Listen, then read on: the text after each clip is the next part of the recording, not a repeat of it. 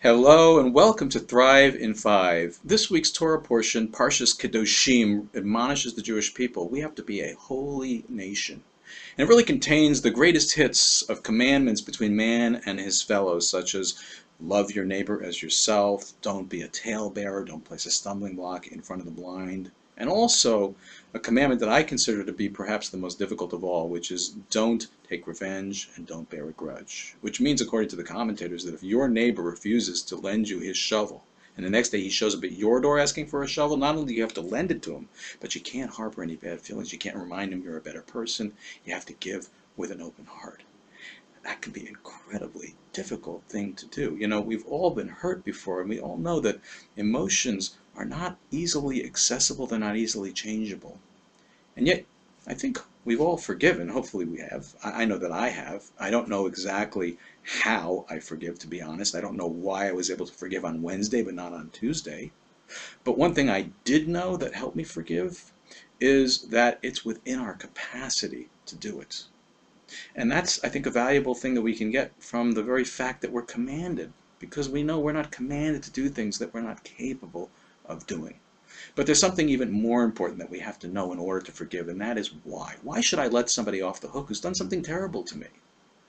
And I think there are a number of obvious potential answers, one being that it's the nice thing to do, not only for that person, but for yourself. You know, we've said it before, resentment is the poison that you drink hoping the other person will die. It's insanity. You feel the effects of negative emotions. They don't even know you're having those emotions.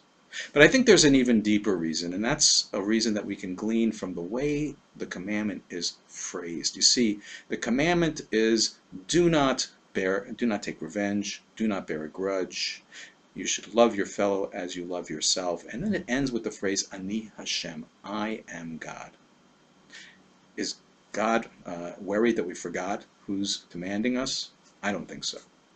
I think it's alluding to a deeper reason why we need to follow the commandment.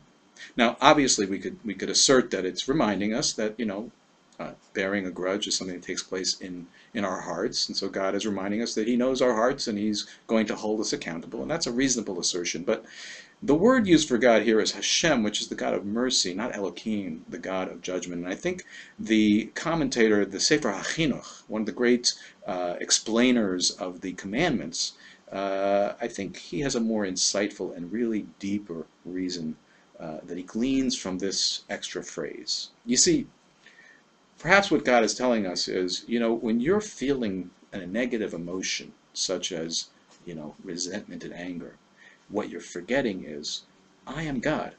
I run the world. And this is essentially a world of mercy and kindness. It is a good world. And therefore, I would never allow you to experience anything that isn't ultimately for your good, even if you don't understand exactly how. And I think this, in and of itself, is an incredibly helpful form of guidance, not only when it comes to, bearing a grudge, but many other issues of character development. When we're upset, it's very easy to get carried away with the logic of our upset. I like to say that when I'm upset with somebody, I can argue my case very cogently in front of the Supreme Court. But what we don't see is that our logic, when we're upset, when we're in what I'd like to call a low state of mind, is very low quality logic. It's distorted. We're not seeing things as they truly are. And this, I believe, is the true reason why we need to forgive and why we need to develop many of the character traits we are told we need to develop in our Torah. It's not simply because it's a nice thing to do. It's because we are not seeing things as they truly are. We are not in reality. And this is the very most important reason of all. Now, not all painful emotions are negative. Regrets, sadness, loss are not necessarily a sign of a low state of mind. But whenever we're feeling toxicity, judgment, dark, negative feelings, we need to remember that they are a far better indicator of whether or not we are heading in the right direction.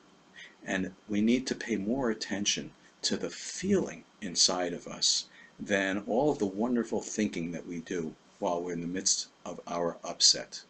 And if we do, I think we will at least perhaps not know how to change our emotion, but we will at least know that we're truly heading in the wrong direction and have the motivation, have the desire to hopefully be granted the gift of being able to see things from a higher and greater perspective, and as a result be able to move on in our lives.